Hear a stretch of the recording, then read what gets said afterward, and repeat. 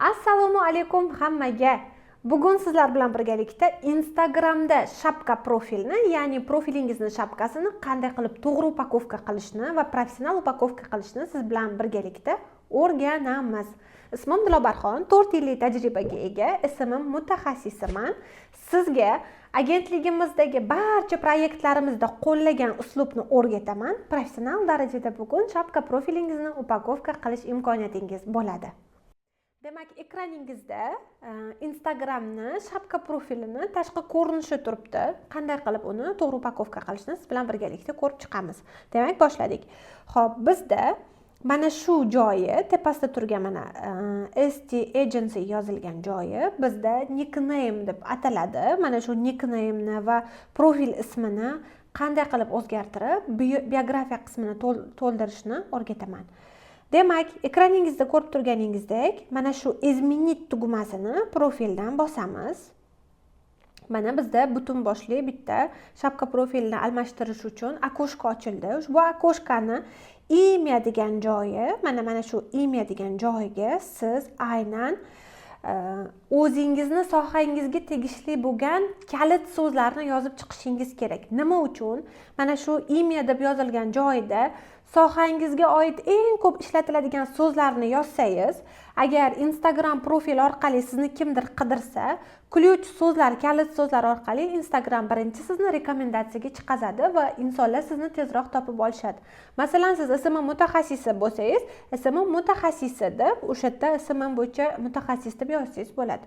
Yoki siz dizayner bo'lsangiz, dizayner, logo xizmatlari deb yozib qo'yishingiz mumkin. Yoki siz butunlay kiyim sotadigan do'kon bo'lsangiz, asosiy do'koningizda sotiladigan mahsulotlarni nomma-nom yozing.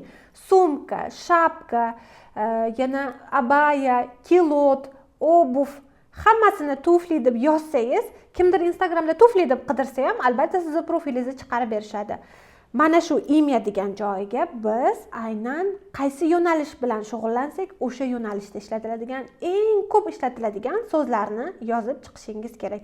Agar siz tikuvchi bo'lsangiz, tikuvchi, dizayner, chevar so'zlarini yoki atelye mod so'zlarini ishlatsangiz bo'ladi. Aynan o'sha poyezd qismida chiqib turishi kerak bo'lgan so'zlarni shu joyiga yozamiz. Ko'rib turganingizdek, mana oldingi eski profil ismini o'chirdim va SMM agentlikni, o'zimizni agentligimizni profilini upakovka qilib ko'rsatyapman. Demak, biz SMM agentlik deb yozishimiz kerak. Katta harflarni tanlab oldim. SMM agentlik. Keyin o'rtasini chiziqcha bilan bo'ldim va men yana bu joyga yozmoqchiman. Insonlar ko'proq agentlik nima deb qidirishadi? SMM komanda deb qidirishadi.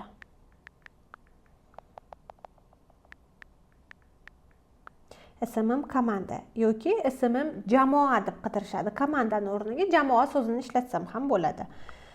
Aynan qaysi segmentdagi insonlarga xizmat ko'rsatishingizga qarab, mana shu joyini to'ldirsangiz bo'ladi. Demak, SMM agentlik, SMM komanda va yana qanday qo'shimcha kirgizishimiz mumkin bu joyga? Aynan shu joyini yaxshilab ko'proq o'ylab yozing. Nimagaki, shu joyini qayta o'zgartirish uchun 14 kun davomida Instagram cheklov qo'yadi. Demak, siz cheklovni hozir xato qilib qo'ysangiz, bugunni o'zida o'zgartira olmaysiz, chunki bunga cheklov katta tushadi. Mana e'tibor berib turgan bo'lsangiz, tagiga yozib qo'yibdi. Изменить имя можно не более 2 раз в течение deb qo'yibdi. Demak, 14 kundan keyin o'zgartirishni imkonini topasiz. Oldin maslahat bergan bo'lardim sizga, qog'ozda, ruchkada yozib olib, eng kerakli kalit so'zlarni saralab olganingizdan keyin mana shu katakni, ya'ni imya katagini to'ldirishingiz kerak bo'ladi. Ehtiyotkorlik bilan albatta. Xo'p, SMM agentlik, SMM komanda va biz yana shaxsiy brend so'zini kirgizsak bo'ladi. Demak, tayyor bo'lgandan keyin mana shu tepada turgan готово tugmasini bosamiz. Tayyor bo'ldi. Bizga Instagram darrov ogohlantirish berdi. 14 kundan keyin o'zgartirish mumkinligini aytdi. Aynan mana shu qismini o'zini 14 kundan keyin o'zgartirsangiz bo'ladi. Keyingisi bizda aynan atmetkalar uchun chiqadigan ST Agency deb yozilgan joyi Bu nom asosan 15 ta harfdan oshmasin, qonun qoidasi shunaqa, 15 ta harfdan oshmasin, jarangdor bo'lsin va imkon boricha konkurentlaringizga o'xshamasin. Bizda o'zini nomi qoladi, men buni o'zgartirmayman. Siz agar o'zingiznikini o'zgartirish niyatida bo'lsangiz, pользователь qismini o'zgartirib qo'ysangiz bo'ladi. Demak, о себе degan joyini bosamiz va mana shu joyda, mana ko'rinib turibdi sizlarda ham, biografiya qismini to'ldirishga kirishamiz. Biografiya qismida asosan nimalar yozish mumkin va nimalar yozish mumkin emas. Biografiya qismini birinchi qatoriga siz kim ekanligingizni yozishingiz kerak bo'ladi. Ikkinchi qatoriga esa siz insonlarga nima bera olishingizni yozishingiz kerak bo'ladi. Biografiyani uchinchi qatoriga siz aynan erishgan natijalaringiz va yutuqlaringizni yozsangiz bo'ladi. Qaysi sohada bo'lishingizdan qat'iy nazar mana shu ketma-ketlikda to'ldiring. Demak, birinchi qatorga biz kim ekanligimizni yozishimiz kerak bo'ladi. Men yozishdan oldin stiker tanlab olmoqchiman, chunki ismim agentlik. Shapka profilda tegishli stikerlarni ishlatsak, ancha professionalroq ko'rinadi shapka profilimizning tashqi ko'rinishi hamda albatta insonlarga o'qish uchun oson bo'ladi.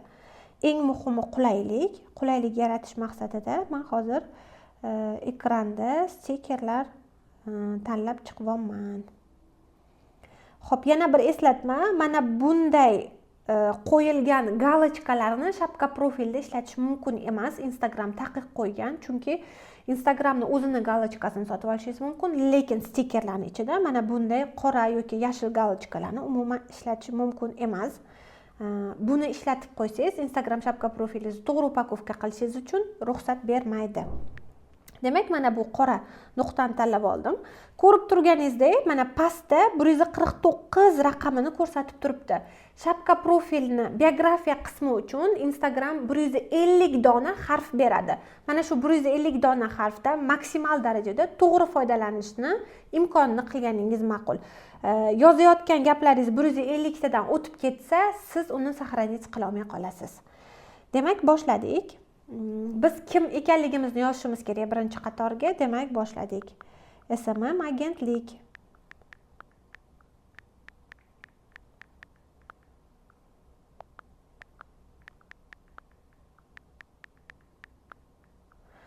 Xo'p, ikkinchi qatoriga esa yana xuddi shu stikerni ishlataman va biz insonlarga nima berishimizni yozishimiz kerak.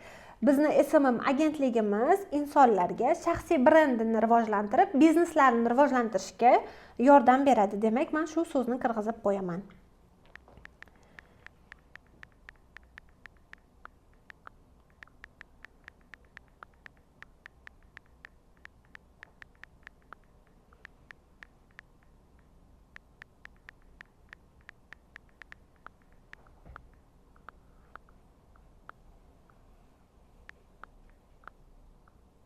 Xo'p, endi uchinchi qatoriga esa biz erishgan natijalarimizni yozib qo'yishimiz kerak.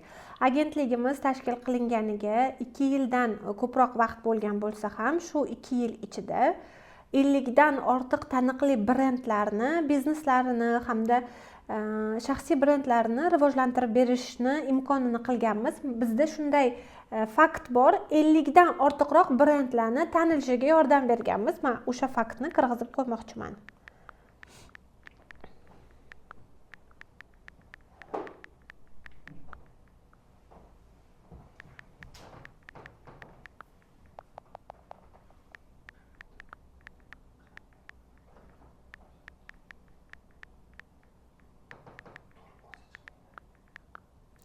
Xo'p, 50 dan ortiq bizneslarni tarmoqda rivojlantirganmiz deb yozib qo'ydim.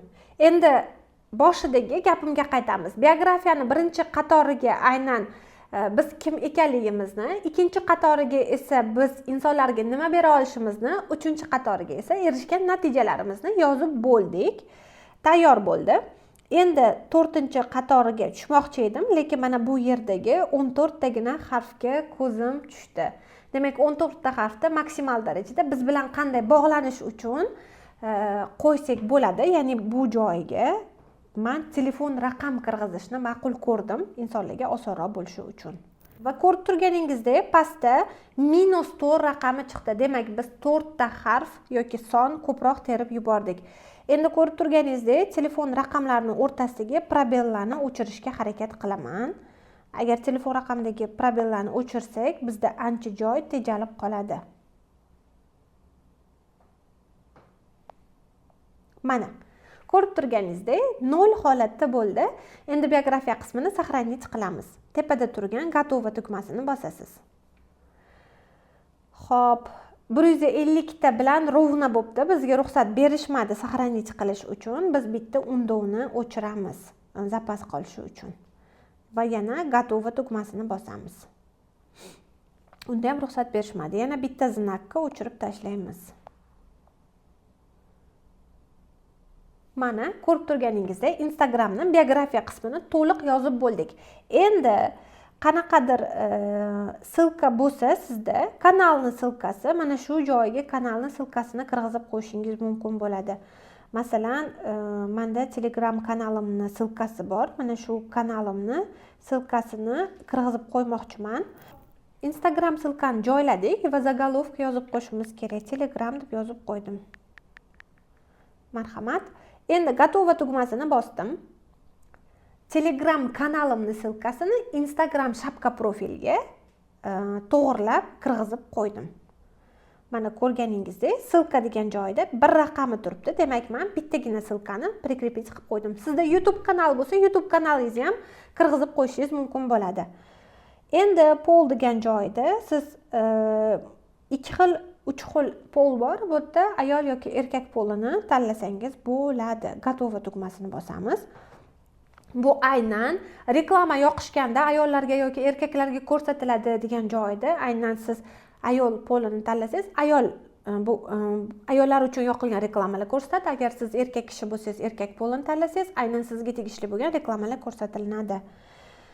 Xo'p, demak, hammasi tayyor bo'ldi. Redaktiruvchi profildan mana shu joydan sizga avatar qo'yish mumkinligini o'rgatmoqchiman. Mana shu izmenить foto avatarni bossangiz, vibrat galereya degan joyi chiqadi. Shu joydan siz Instagramingizda turgan istagan rasmingizni qo'yib olishingiz mumkin bo'ladi. Xohlaganingizni.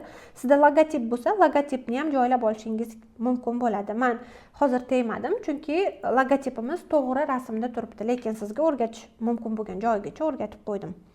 Xo'p, redaktiruvchi profildan qaytib chiqdik. Mana ko'rib turganingizdek, boyagi shapka profildan asar ham qolmadi. Biz mukammal darajada to'g'ri shapka profilni upakovka qildik.